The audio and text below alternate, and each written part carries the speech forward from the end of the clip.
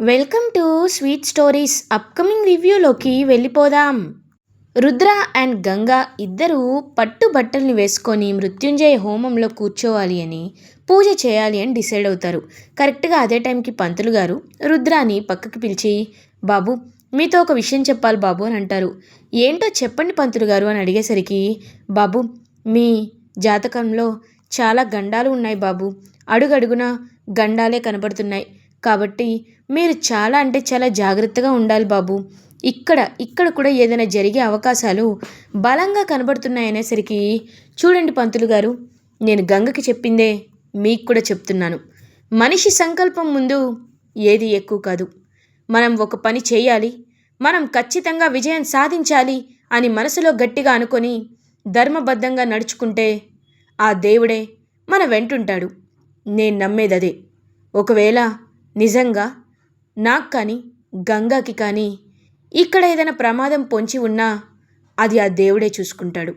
Ganga boxing ఛాంపియన్గా గెలవాలి, gold మెడల్ని తెచ్చుకోవాలి. గంగా ఏమీ లేని ఫ్రమ్ ది స్క్రాచ్ నుండి వచ్చి స్టేట్ లెవెల్ బాక్సర్ అయ్యింది అని కొన్ని వేల మంది ఆడపిల్లలు గంగాని చూసి ఇన్స్పైర్ అవ్వాలి. దానికోసం నేను నా ప్రాణాన్నైనా త్యాగం చేస్తాను అని అంటారు రుద్ర.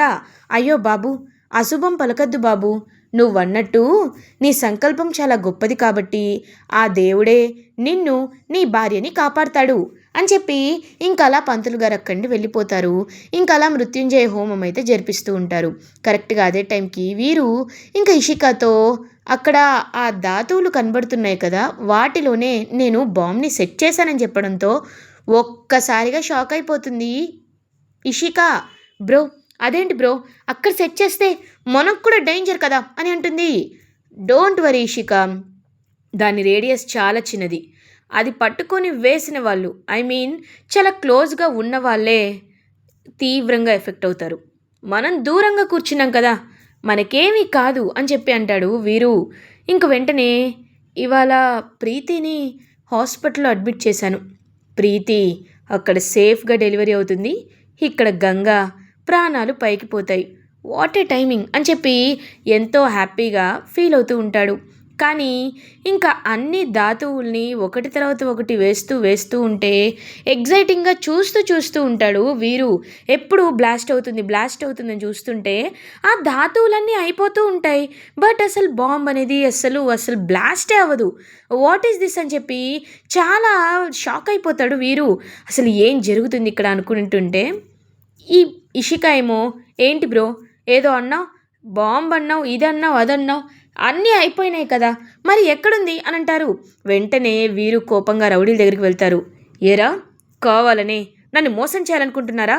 అసలు మీరు బాంబే సెట్ చేయలేదు కదరా, ఎక్కడా అని కాలర్ పట్టుకొని అడుగుతుంటే, అయ్యో సార్ మేము నిజం చెప్తున్నాం సార్, మేము బాంబ్ సెట్ చేసాం సార్, కానీ ఏం జరిగిందో తెలియదు సార్ అని అంటారు.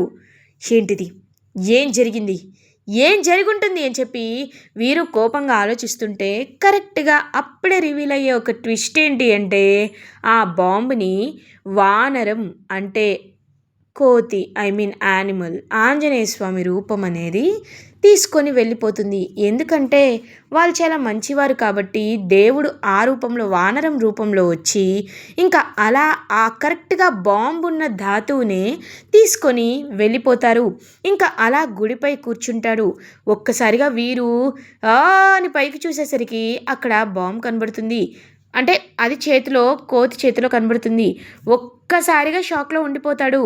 రేయ్ ఒకసారి అటు చూడండి అని అంటారు. చూసేసరికి క్లియర్గా ఇదే.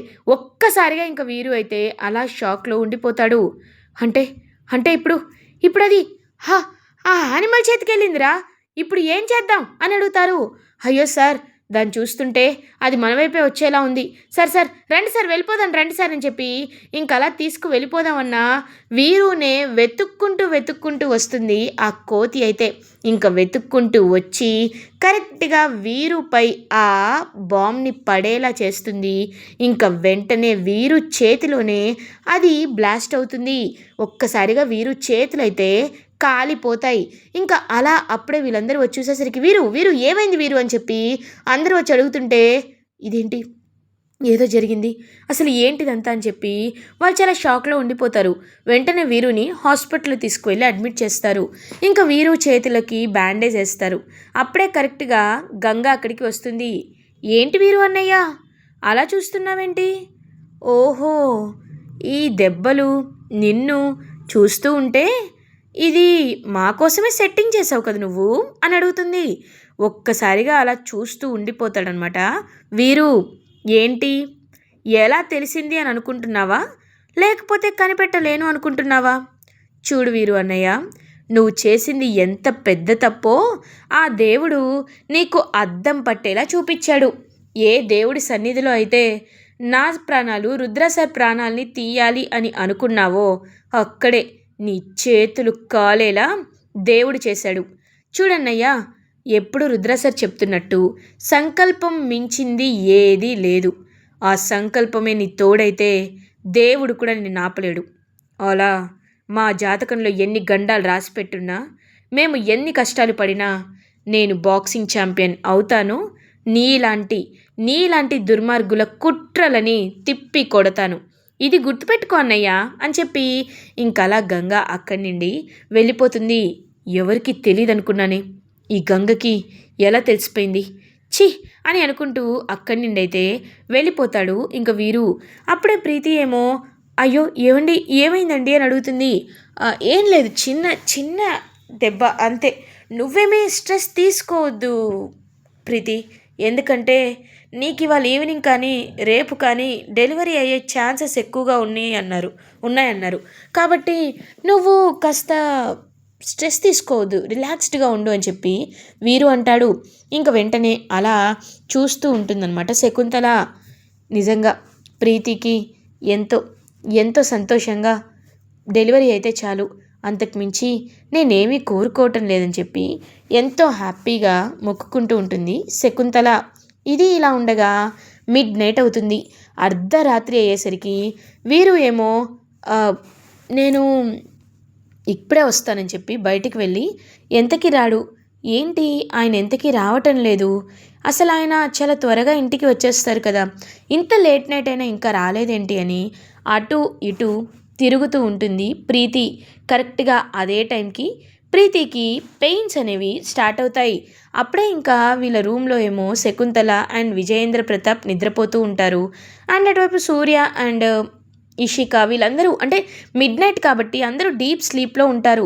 ఇంకా ఒక్కసారిగా పాపం ప్రీతి అమ్మ అని గట్టిగా అరుస్తూ డోర్ నాక్ చేస్తూ ఉంటుంది. కానీ వాళ్ళందరూ డీప్ స్లీప్లో ఉండడం వల్ల ఎవరికి ఆ సౌండ్ వినపడదు. ఎందుకో రుద్రకి అదే టైంలో ఇంకా స్పృహలోకి వస్తారు, మెలకువలోకి వస్తారు.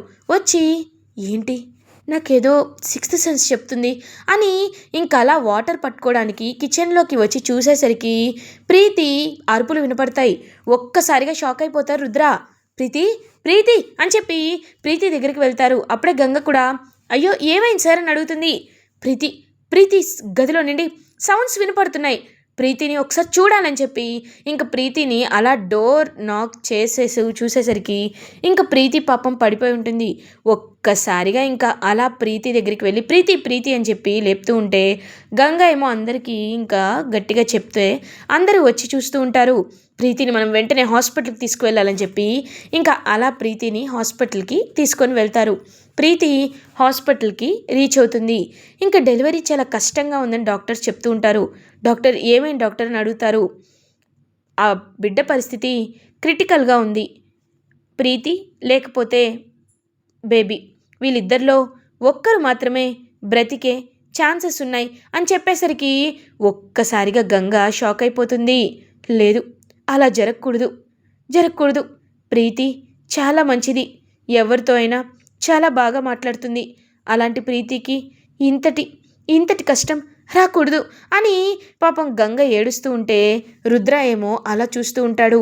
డాక్టర్ ఏం చేస్తారో చేయండి, కానీ ఖచ్చితంగా ప్రీతికి బిడ్డకి ఏమీ అవ్వకూడదు డాక్టర్, ఏమీ అవ్వకూడదు అని రుద్ర ఏమో ఇంకా అలా పాపం చూస్తూ ఉంటే ప్రీతికి ధైర్యం చెప్పడానికైతే ఇంకా వీరు కూడా అక్కడ ఉండకపోవడంతో గంగా రుద్ర అనే లోపలికి వెళ్తారు. ప్రీతి నువ్వేమీ కంగారు పడద్దు, నీకంతా బాగుంటుంది అని గంగా ధైర్యం చెప్తుంటే రుద్ర ఏమో ప్రీతి, నీకేం జరగకుండా చూసుకోవడానికి ఈ అన్నయ్య ఉన్నాడు. నీ చేతిలో బిడ్డని పెట్టేలా నేను చేస్తాను అని రుద్ర అంటారు. ఇంకా అలా రుద్ర అయితే తన మేనల్లుడు, పుట్టే మేనల్లుడు ఆడు మేనకోడలు ఇద్దరూ బాగుండాలి అని చెప్పి ఇంకా చాలా అంటే చాలా కఠినమైన మొక్కును తీసుకుంటారు.